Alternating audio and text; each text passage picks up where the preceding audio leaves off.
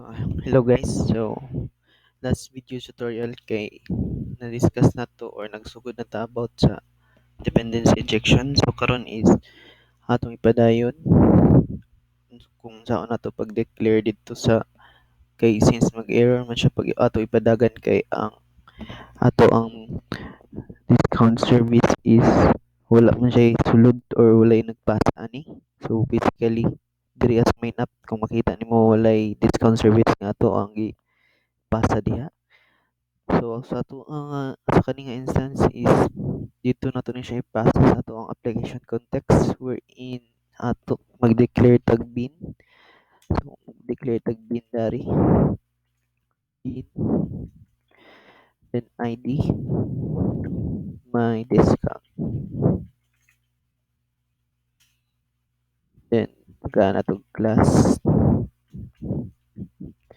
So sa kaning sa class kuha na to ang MPL since dili pwede na to kuha ang interface since kay walay na-implement na. So dito kita sa nag-implement. So ato tag discount service MPL copy qualified name and paste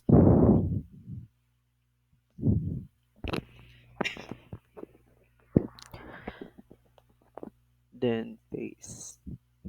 So na natin may discount. So atong buhaton is ato ni siyang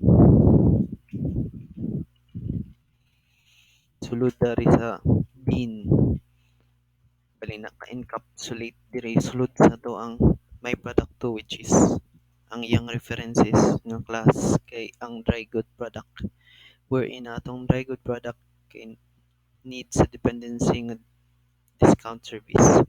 So since naramatay na declare diri nga discount service which is ang kaning MPL which is ang my discount. So ato lang ni siyang tawagon diri. So ang pagtawag ana is depende sa atong paggamit. So sa atong paggamit aning discount services sa dry good product is naka-constructor. So atong buhaton is constructor buhata constructor arg constructor dash arg. So pwede ra ana then ato ang reference ref spelling ID. Kung tanaw ninyo since constructor man siya ang injection so constructor arg ang ato ang gamiton dari then atong i-reference is ang atong gi-declare nga bin sa my discounts.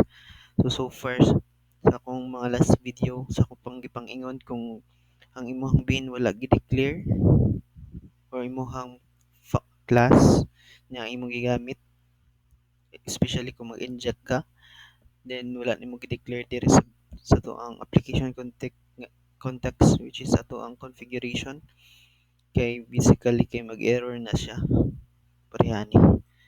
So since okay na ni siya taro ni i-save kung mobalik ka sa main app then since pakita ninyo wala ko gi-change ato rang iparan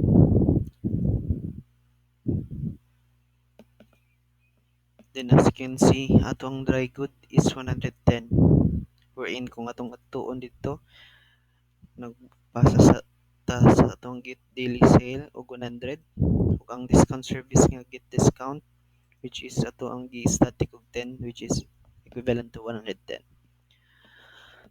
So next video akong i-discuss ang setter injection. So please like and subscribe sa akong channel. Then yeah, see you in the next video.